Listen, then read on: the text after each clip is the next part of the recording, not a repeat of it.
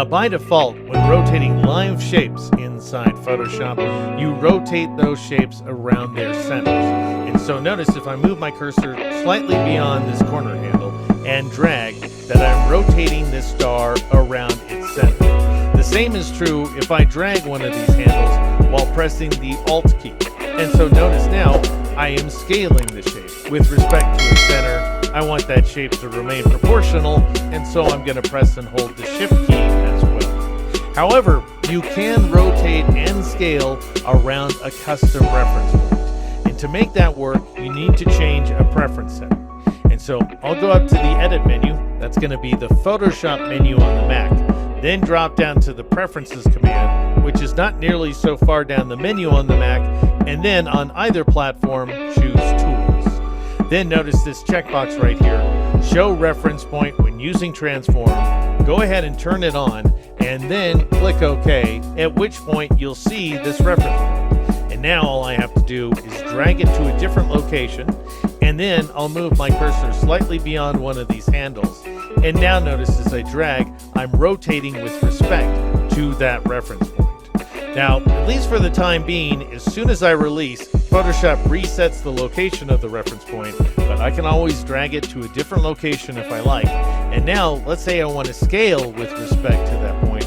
Then, while I drag any one of these handles, I'll press and hold the Alt key, or the Option key on the Mac. And then, just so I'm scaling the shape proportionally, I'll add the Shift key like so.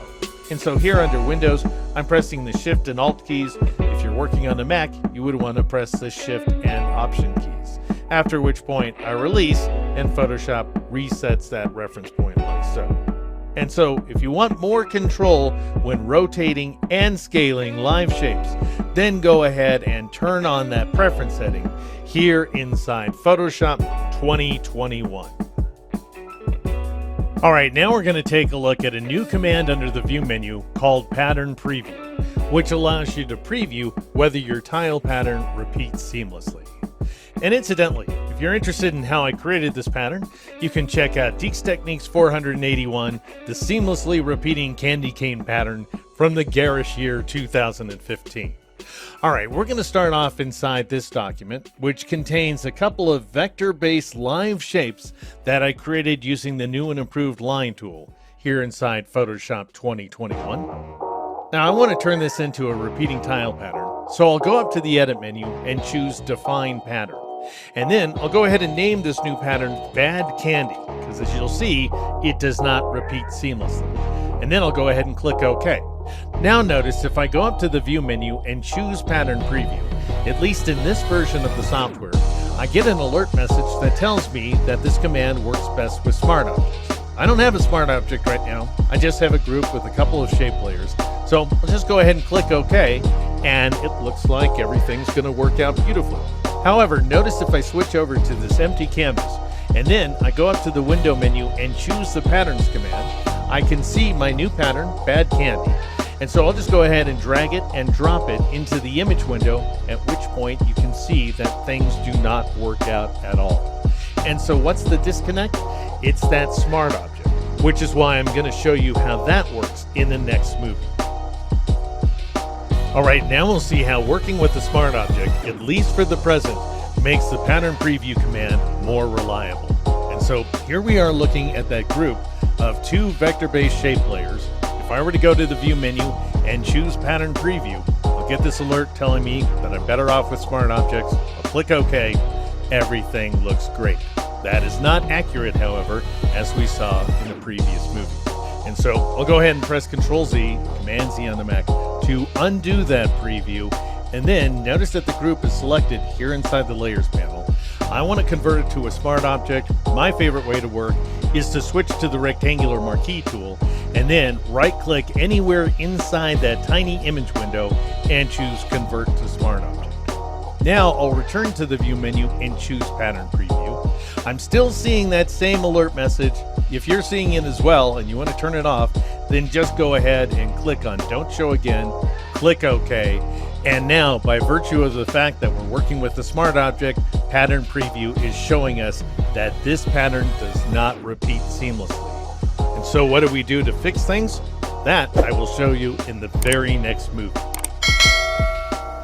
All right, so we have these broken stripes. How do we fix them? This is just by way of one example of how you can fix a broken pattern.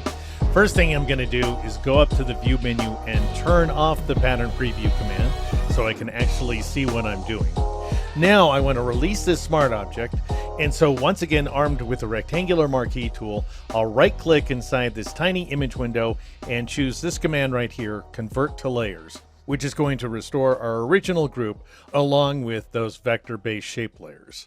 And now, if you're working along with me, you want to go ahead and click on the thick line layer in order to make it active, and then switch to the black arrow tool, the one that Photoshop calls the path selection tool, even though it has a keyboard shortcut of A for arrow, and then click on that open path outline in order to select it. And next we want to transform a duplicate of that line, and you do that by pressing Ctrl-Alt-T or Command-Option-T on the Mac. There is no command equivalent.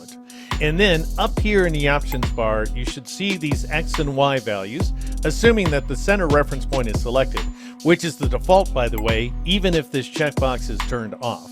Then go ahead and click on the X in order to select that value, change it to 0, then tab over to the Y value and change it to 0 as well, and then press the Enter or Return key a couple of times to accept that change. And notice that I've created a duplicate of that thick line in the top left corner. Now we need to create another duplicate in this bottom right corner, and so once again press Ctrl-Alt-T or Command-Option-T on the Mac, then click on the X up here in the options bar, change it to 400 pixels this time. Why 400? Because this image, as you can see down here in the bottom left corner of the screen, measures 400 by 400 pixels.